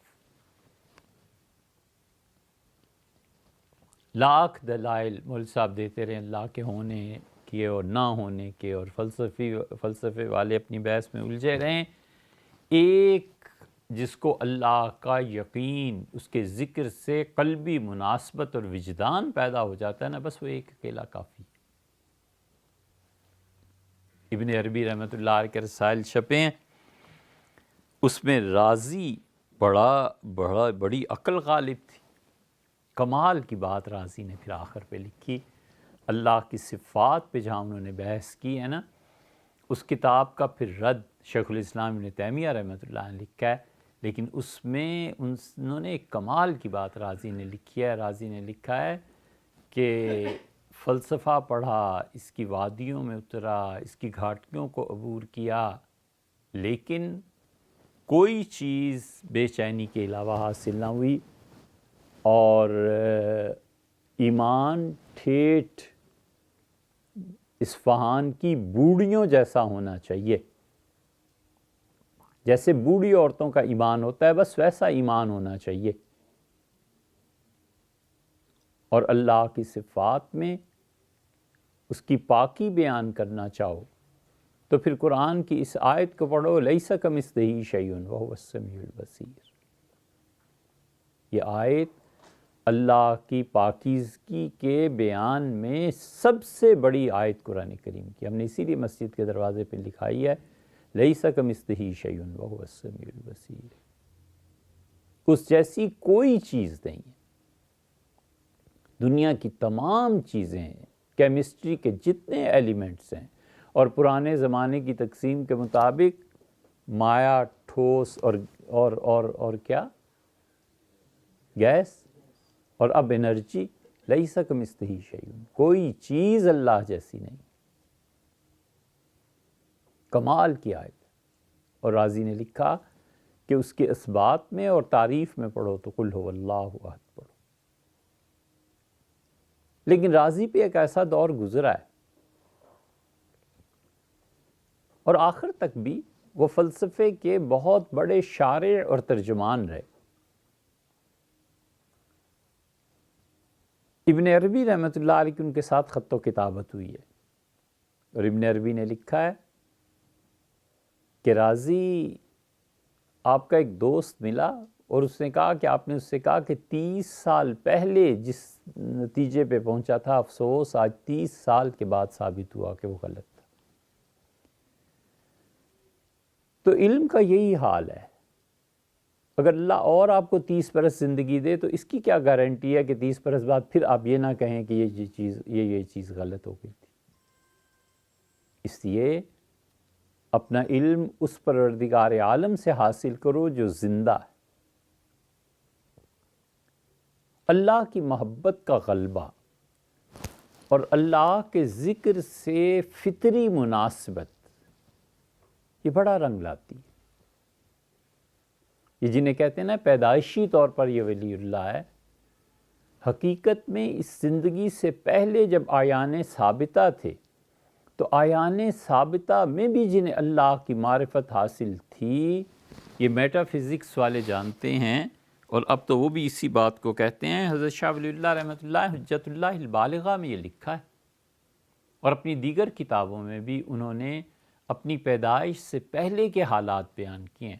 اور شاہ صاحب رحمۃ اللہ ایک جگہ لکھا ہے، یہ شاہ ولی اللہ جیسا آدمی ہے جس کی سند کے علاوہ اس وقت بر صغیر میں سوائے سندھ والوں کے اور کوئی سند حدیث کی معتبر ہی نہیں۔ سندھ میں ہاشم ٹھٹوی رحمۃ اللہ علیہ تھے، وہ چونکہ حجاز سے پڑھ کے آئے تھے تو اس لیے ان کی سند میں حدیث کی شاہ ولی اللہ رحمۃ اللہ علیہ کا نام نہیں آتا۔ باقی سب جتنے اب حدیث کے ماہرین پائے جاتے ہیں، دیوبندی، بریلوی، اہل حدیث جتنے ہیں، حتیٰ کہ شیعہ علماء شاہ ولی اللہ رحمۃ اللہ علیہ کے یہاں آتے تھے، پڑھتے تھے، اور وہ بھی ہیں جو شاہ صاحب رحمۃ اللہ سے پڑھ کے پھر شیعہ ہو گئے۔ شاہ ولی اللہ رحمۃ اللہ نے خود لکھا ہے کہ میں اپنی پیدائش سے پہلے اپنی والدہ کے جسم کا حصہ تھا، اور اللہ کو جو یاد کرتا تھا اس وقت ابھی تک مجھے یاد ہے۔ یہ اللہ کا ذکر اللہ سے فطری طور پر جب آدمی کو قلبی طور پر مناسبت حاصل ہو جائے، ایک ہے فطرت، وہ تو خیر بہت بڑی چیز ہے، جیسے شاہ صاحب رحمۃ اللہ نے فرمایا قلبی مناسبت کسی کو پیدا ہو جائے کہ اللہ کو یاد کرنا ہے، بس یہ جس شخص کو حاصل ہو جاتی ہے نا، پھر اس کے دن رات کی ترقی کا نہ پوچھو کہ قرب الہی میں وہ کتنی ترقی کرتا ہے۔ مولانا منظور نعمانی صاحب رحمۃ اللہ کہتے کہ جب مولانا الیاس صاحب رحمۃ اللہ علیہ کے انتقال کا وقت آیا تو سب لوگ دلی میں جمع تھے۔ ایک دن حضرت مولانا علی میاں صاحب رحمۃ اللہ علیہ فرماتے تھے، ایک دن حضرت رائے پوری رحمۃ اللہ علیہ نے ہم سب کو فرمایا کہ مولانا الیاس صاحب رحمۃ اللہ علیہ کی خدمت میں بیٹھو، وہاں رہا کرو۔ بڑے میاں ہزاروں میل کی رفتار سے ان دنوں سفر کر رہے ہیں، یعنی اللہ کے قرب کی جو منازل ہیں اس کا کوئی ٹھکانہ نہیں ہے۔ جہاں مولانا الیاس صاحب رحمۃ اللہ علیہ اس وقت وہ سفر کر رہے ہیں اللہ کے قرب، اللہ کے قرب کی یعنی کوئی انتہا نہیں ہے۔ اس کے بھی بعد مقامات ہیں کہ اس مقام پہ رسول اللہ صلی اللہ علیہ وسلم پہنچے کہ آپ نے فرمایا کہ وضع اللہ یدہ علی صدری، اور اللہ نے اپنا دست مبارک میرے سینے پہ رکھا اور خدا کے ہاتھ کی ٹھنڈک میں نے اپنی کمر میں محسوس کی۔ بہت بڑی چیز، بہت بڑی چیز، لیکن یہ کوئی انتہا نہیں۔ اسی لیے وفات سے پہلے آخری جملہ جو ارشاد فرمایا وہ یہ کہا کہ اللہ اب آپ کی رفاقت مطلوب ہے، اعلیٰ ہستی کی، اعلیٰ ذات کی رفاقت، دوستی مطلوب ہے، کیونکہ قرب لا منتہا ہے۔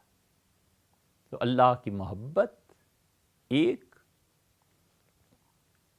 اور اللہ کی یاد سے قلبی مناسبت، اس کو اور آسان کر لیں. جی کا یہ چاہنا کہ اللہ کو یاد کرو، دل کا یہ چاہنا کہ سب سے قیمتی زندگی کی چیز اب اللہ کی یاد ہے. یہ علم کے جھگڑے، یہ کتابیں، یہ مباحث، یہ فتوے، یہ سب چیزیں ایک طرف اور پروردگار عالم کی یاد ایک طرف. اور یہ وہ ترتیب ہے جو اکابر میں قائم رہی، جنہوں نے زندگیاں ایک ایک مسئلے کے سلجھاؤ میں مہینوں اور ہفتوں بحث کے لیے کتابیں دیکھیں، آخر پہ پہنچ کے اللہ کی یاد کے علاوہ کچھ نہیں رہا. اور حضرت رحمۃ اللہ فرماتے کہ مفتی عزیز الرحمن صاحب عثمانی رحمۃ اللہ علیہ، مفتی عزیز الرحمن صاحب عثمانی دیوبند کے مفتی تھے، بہت قابل آدمی تھے، بہت علم اللہ نے دیا تھا. مفتی صاحب رحمۃ اللہ علیہ اتنے بڑے آدمیوں میں سادگی دیکھو کیسی تھی. صبح اٹھتے تھے، نماز ذکر اذکار سے فارغ ہو کے، اور ذرا دن چڑھتا تھا تو محلے میں کئی گھروں پہ دستک دیتے تھے کہ بازار جا رہا ہوں، کوئی چیز منگوانی ہو تو بتائیے. تو عورتیں پہلے سے رومال کے کونے پہ 4 آنے، 2 آنے، 1 آنا باندھ کے رکھ دیتی تھیں، اور رومال دیا مفتی صاحب یہ اتنا چونا لے آنا، کتھا لے آنا، پان لے آنا، سبزی خرید دیجیے، مفتی صاحب گوشت لے آئیے. اور مفتی صاحب ڈھیروں چیزیں لدی ہوئی آ رہی ہیں اور جا کر دے دیتے ہیں ہر ایک عورت کے گھر پہ. اور پھر دارالعلوم چلے گئے مفتی صاحب اور جا کے فتوے کا کام شروع کر دیا. ایک مرتبہ ایک لطیفہ بھی بڑا زبردست ہوا.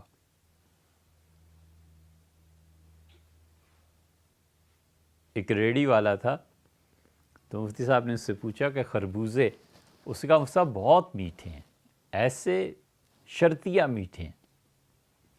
تو مفتی صاحب نے لے لیے. اب جب گھر آ کے کاٹا تو وہ ظاہر ہے پھیکے نکلے. تو انہوں نے جا کے کہا تم تو کہہ رہے تھے شرطیہ میٹھے ہیں، یہ تو پھیکے نکلے. اس کا مفتی صاحب میں اندر تھوڑی گھس گیا تھا، مجھے کیا پتا. انہوں نے کہا بھائی واپس کرو، تم نے تو یہ شرط اس کا نہیں، کوئی واپس نہیں ہوتے. ان کا اچھا ٹھیک ہے. اب وہ بیچارہ کھڑا ہے، کہاں لوگ اس سے لینے آتے تھے، ریڈی پہ خربوزے نہیں رہتے تھے، کہاں کافی دیر گزر گئی، گھنٹہ 2 گھنٹہ، تو بڑا پریشان کہ آج آ کوئی نہیں رہا. تو اس نے غور کیا، تو کسی سے پوچھا یا خود غور کرنے سے اس نے دیکھا تو مفتی صاحب گلی کے ایک نکڑ پہ رومال بچھائے ہوئے بیٹھے ہیں اور ہر ایک سے پوچھ رہے ہیں کہ خربوزے تو نہیں لینے.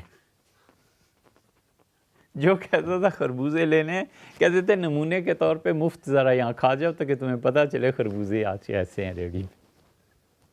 ہو گیا، پیسے واپس کیا اور ہاتھ جوڑے. اس کا مفتی صاحب خدا کا واسطہ گھر جائے، میں تو آج بیچنے سے رہا. کمال کے آدمی تھے. اب ان کی کیا سوانے آپ سے عرض کریں، لیکن اتنے سادہ اور محلہ. مفتی شفیع صاحب رحمۃ اللہ علیہ کہتے تھے محلے میں دیکھتے دیکھتے ایک ایک مکان پکا بنتا چلا گیا. مفتی صاحب سے ہم نے ایک دن کہا، جب چھٹیاں ہوتی تھی تو مفتی صاحب ہم لوگوں کو بھی بلاتے تھے، خود بھی اپنے گھر کی چھت پہ مٹی ڈلواتے تھے. تو ہم نے کہا مفتی صاحب اللہ نے اب بہت کچھ دے رکھا ہے، بچے جوان ہو گئے ہیں، پکا گھر کیوں نہیں بنا لیتے؟ تو کہنے لگے یہ ہمسائے جو ہیں نا، غریب لوگ ہیں، ان کا گھر کچا ہے، پکا بنوا لوں گا تو ان کے دل میں حسرت پیدا ہوگی کہ کاش ہمارا گھر بھی پکا ہوتا، تو اللہ کو کیا جواب دوں. یہ انسانیت ہے، یہ اخلاقیات ہیں. یاد رکھو، جس شخص کا ایمان اسے اخلاقیات نہیں نہ سکھاتا، اسے اپنے ایمان کی تجدید کرنی چاہیے. ہو نہیں سکتا کہ اخلاقیات کسی انسان کے بربنائی ایمان ہو اور پھر کسی کو شکایت پیدا ہو. ایمان جب اپنا پھل ظاہر کرتا ہے نا، آم کا درخت آپ نے لگایا تھا اور نتیجتاً یہ کہ آم آئی ہی نہیں، تو آپ یہ کہنے میں حق بجانب ہیں کہ آپ کی کاشتکاری بیکار گئی. آپ کا درخت لگانا 4 سال بعد پتہ چلا غلط ہے. ہم نے یہاں ایک نیچے درخت لگایا، بہت شوق سے کہاں سے جا کے ہری پور سے خوبانی کا لے کے آئے، اور اس سے بھی شرطیہ قسم کھائی کہ خوبانی کا ہے، اور 4-5 سال کے بعد پتہ چلا کہ یہ تو آلو بخارا ہے.